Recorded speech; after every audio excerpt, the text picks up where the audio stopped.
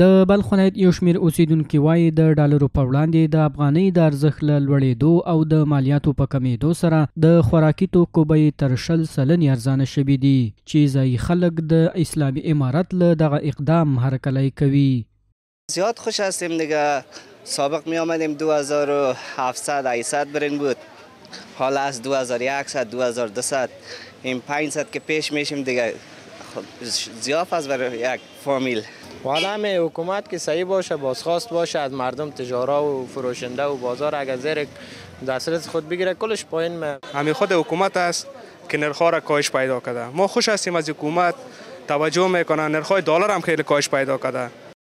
له بلې خوا د لومړنیو خوراکي توکو پلورونکي وایي په مزاري شریف ښار کې د وړو غوړیو، غنمو او وریجو بیو کې د پام وړ کمښت راغلی چې د ډالرو په وړاندې د افغانۍ د ارزښت لوړېدل د توکو د بیو پر ټیټېدو اغیزه کړې.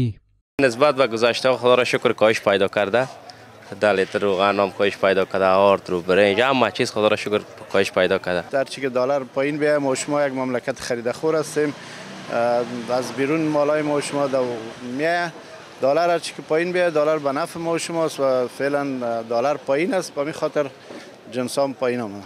همدارنګه په شمال زون کې د غلو دانو اتحادیې رئیس وایي د اسلامي امارت لخوا په وارداتي خوراکي توکو د مالی محصول کموالی د خوراکي توکو په نرخونو کې کموالی راوستی. هغه وایي په تیر حکومت کې له 1 ټن سوداګریزو توکو له 500 څخه تر 250 امریکایي ډالرو پورې محصول اخیستل کېدو چې اوس دغه محصول $60 اخیستل کېږي.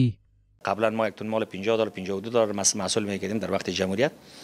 با آمدن امارت اسلامی حالی برای فعلا $30 یک تن مال مصرف میخوره یا $32 یا $29 مصرف میخوره، تقریبا به تونی $20 محصول مال از طرف مقام و امرای ما معاف شدن. این هم در بازار در 1-2 سال میشه خیلی تاثیری به خاطر ارزانی و به خاطر پایین آمدن نرخ خیلی کمکی بسزایی کرده است. دا په داسې حال کې ده چې اوس مهال شپه ورځ سلګونه واګونه خوراکي توکي د حیرتان بندر له لارې هیواد ته را داخلیږي چې ډیری غنم او وړه دي.